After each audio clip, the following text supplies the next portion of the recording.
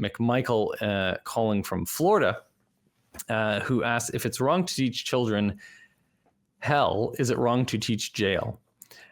Would you like to expand upon that, Michael? Welcome. You're live on Truth Wanted. Sure. I heard a lot of atheists say that it's child abuse to teach children about hell. Well, I'm wondering about jail, because we know that hell is the earthly equivalent. We know that jail is the earthly equivalent of hell, and in some aspects, it's way worse. So I'm wondering, what's your take? Do you feel that it's equally inappropriate to teach children about jail or hell, or what is your opinion about it? Why don't you go ahead, Secular Spirit? I'll give you first crack. Sure. Thanks for the question, McMichael. It's a really interesting one. And I can tell just from my personal experience, I grew up believing in hell. I grew up fearing it so much. I would actually have nightmares about it. I would have daymares about it. I would be afraid of going to hell, of ending up there for forever. And I would say, speaking from my personal subjective experience and many experience I've heard from many people who used to be religious, it is much worse to teach children about hell than it is about prison. And I'll tell you why. Because when you tell children about prison, you can frame it in a context where this is something that we humans do. We have all these rules, these laws in place. We need to have these things sometimes to protect people from harmful people in society. And generally speaking, the longest sentence you'll have is a life sentence. That's very different than the concept of, and if we were to talk about Islam and Christianity, for example, of a potentially eternal punishment in hell. And where in Islam, for example, they outline, the Quran outlines very detailed graphic descriptions of the punishments of hell. And this is coming from the creator of everything, the creator of the universe, the creator of you, who sees everything you do. And so it has much higher stakes, much higher repercussions. And it's essentially like thought police, because this God is watching you at all times, no matter what you do. So you're constantly being monitored compared to, other human beings seeing what you're doing and what you're not doing. And so the fear is greater, and the psychological and emotional trauma that can result from that is also much deeper. All right. Would you like me to respond to what you just said, or would you? Yeah, go ahead. Go ahead, please. Moral lines when it comes to like hell. I mean, a lot of times, if you're growing up as a oppressed minority group, you know that you're more likely to be falsely arrested, and then you go to jail, and then you have it on your record, and then it's quite frankly an embarrassment, like a black eye in your life. While hell, you know that if you have a personal relationship with Jesus Christ, you're going to avoid it for the most part. Like, it's something that you put in the back of your mind. And, everybody in hell, they're judge free, because they know, like, you're as equally bad as somebody else. Like, at least in jail, you have somewhat of a hierarchy, like somebody who, this person went to jail because of tax fraud, while this person went to jail because he molested children. So there's some type of hierarchy in jail. And also we have to bring in the aspect of, jail is one of the only places where people actually like cheer on the rape culture. Like, people say, like, people actually wish that males get raped in jail. It's actually like a ceremonial thing. Like women talk about rape culture, but men actually, there's no female equivalent to, I hope you drop the soap. Like, have y'all ever heard of a female equivalent of that? I've not. And McMichael, I mean, you don't have to answer this, but are you speaking from experience? Like, have you been to jail? Have you had a personal experience with this? Oh no, no, no. Luckily, I actually like avoided most of that. I mostly just spent in relatively good neighborhoods, but I have a ton of family members that went to jail. And I actually like my father when I was younger convinced me to bail my brother out of jail, which I hated doing that. And you know what? Just the whole just the whole idea of prison and how, you know, because at least in hell, at least if you go to hell, people don't wish you get raped. Like people, people Okay, don't wish you get okay. Couple of things. Number one, I think that what you're talking about is a concept or a notion of jail that is sort of maybe North American in context. I don't think that jails everywhere are like this. Number two, I mean, there were possible, maybe not. America. I've seen what they do in some Scandinavian and European prisons, and it seems much more civilized. Regardless, I'm not an expert in that. Next point is, I think that it sort of depends upon your conception of hell. And many people who I have spoken to, heard from on the show and off the show, describe hell as eternal torment, the worst possible thing by definition that could happen to you. So I find it hard to reconcile that definition of hell with, you know, your claim that jail is worse than hell. Number one, because hell is by definition the worst thing, and that hell lasts for eternity, whereas jail is a pretty bad thing, a very bad thing, ruin your life type of thing, but it only lasts for a lifetime, and eventually it ends. So those are the first two things that I would like to raise with you. What do you think about those, McMichael? Well, if you're an atheist, your lifetime is your eternity. Like, this is it. This is your best life. Wow. It's all that you experience. Your life is all that you experience, but it's not eternity, right?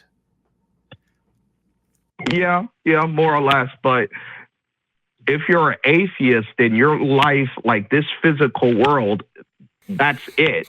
While if you're a believer, it just gets better from here, more or less. Or worse if you go to hell. Or worse, yeah. Much, much worse. Well, here's the other thing that I think that we're sort of knocking on the door with, and I think is the real answer to your question from my perspective, which is, your question was, is it wrong to teach children about hell? If it's wrong to teach children about hell, is it wrong to teach them about jail? And the answer is no, because one of them is real and one of them is not, right? We know everyone on the planet agrees that jails exist and prisons exist, and we can objectively verify the conditions of the prisons. But what you can't do is objectively verify the existence of hell. Hell, we can't even get a consensus among Christians about what exactly hell is. There's not a perfect description of it in the Bible, as far as I'm aware.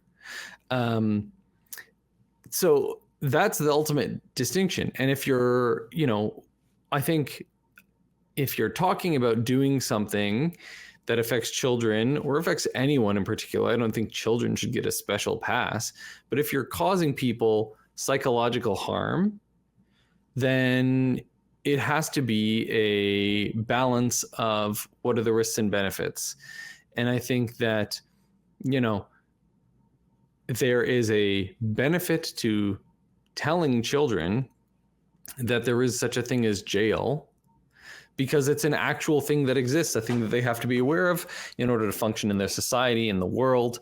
It's maybe reassuring to know that, hey, you don't have to be afraid of someone doing something wrong to you, because we have this thing called the law, and it's enforced by this thing called jail, where if someone is really dangerous to society, they can be put in a place where they can't hurt anyone else. This is theoretical. I know that this is not how prison actually works in practice. But the point is that there are potential benefits. in contrast, you might argue for similar things, but my argument would be that if you're talking about hell, then a lot of the things that people worry about when they're thinking about hell, like I don't know any children who are thinking, I'm so worried about going to hell because I might kill somebody and get sent to hell, right? They're not thinking about that. They're thinking, oh geez, I ate the extra candy and I lied to my parents about it. I'm going to go to hell for, disrespecting my father and mother and for bearing false witness. There are certain things that religions sort of demands that they put upon our morality and our behavior that are fundamentally against what we do as humans. Or MD aware, there's also instances where maybe someone is, reaching adolescence, and let's say it's a boy, and realizes that they're attracted to other boys. They have romantic feelings for other boys. And then they become terrified that their nature, that they can't help being attracted to other boys, is the thing that's going to send them to hell. Can you imagine the kind of psychological damage that will do to you when you're 12 years old?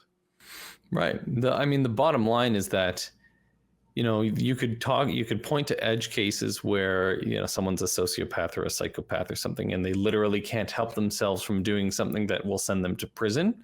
And they may feel very scared about prison, traumatically, psychologically damaged about the fear of going to prison for that reason. But it's a little bit different than threatening, eternal torment for someone who is, essentially just being themselves and not hurting anyone else necessarily by doing it with the threat of from our perspective, fake thing. So I think that for me, at least, it ultimately boils down to this real versus fake notion.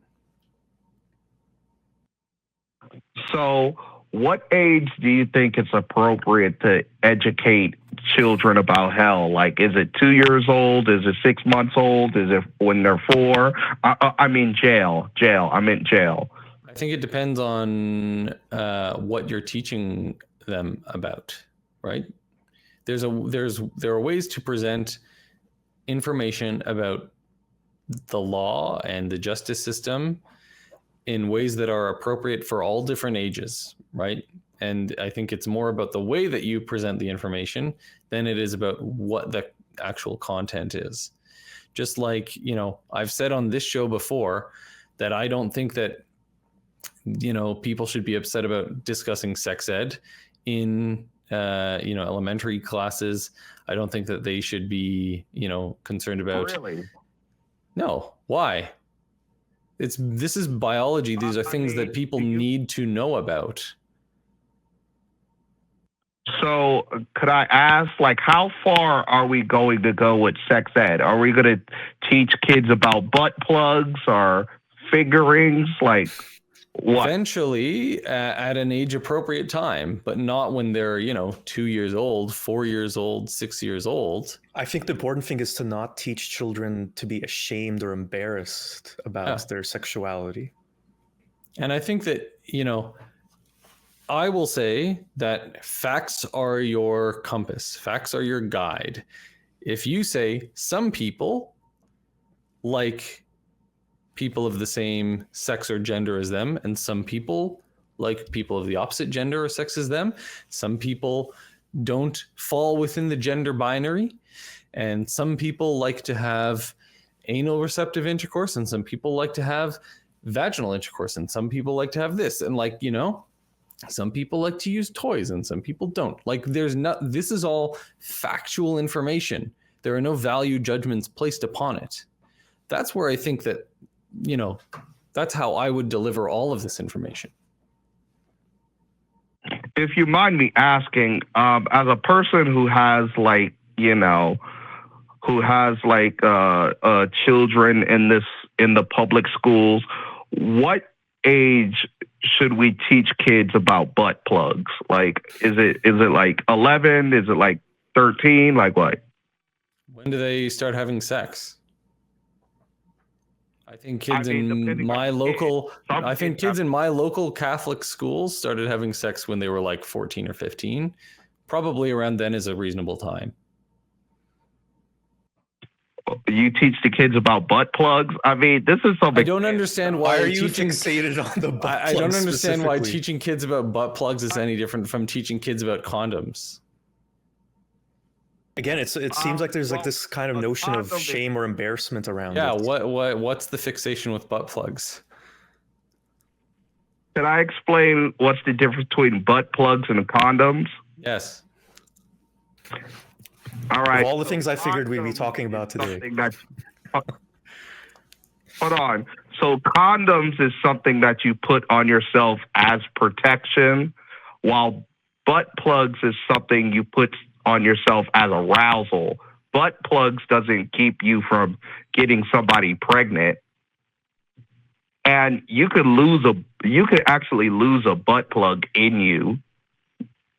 I'm aware. I've removed several of them in my capacity as a abdominal surgeon. I've had the pleasure of doing that. But that's not the point. The point is this is factual information about what people do sexually. And, you know, I think that it's important that people not be ashamed of, you know, doing things like that, because what you don't want are people who feel so much shame because of the attitudes and values that are imposed upon them, that they shouldn't be doing things because they feel good.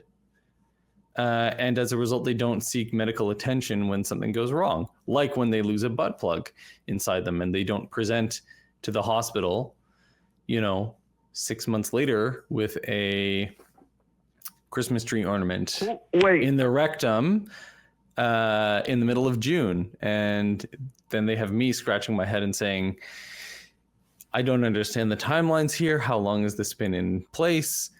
Why didn't you come see me sooner about this problem? It's because they were ashamed of it. And perhaps they wouldn't be so ashamed if we taught them that people use butt plugs, and it's not a perversion. It's not something to be ashamed about. It's something that some people do and some people don't do, and both of those things are fine. So McMichael, hold on, McMichael. Let me ask you a question, because you were asking about this. Are you opposed to children like yours in public school being taught about butt plugs? And if you are opposed to it, why are you opposed to it? Well, most definitely. And the reason why is I'm curious to what adult would like to educate kids on how to insert stuff in their anus. But why are you opposed to it?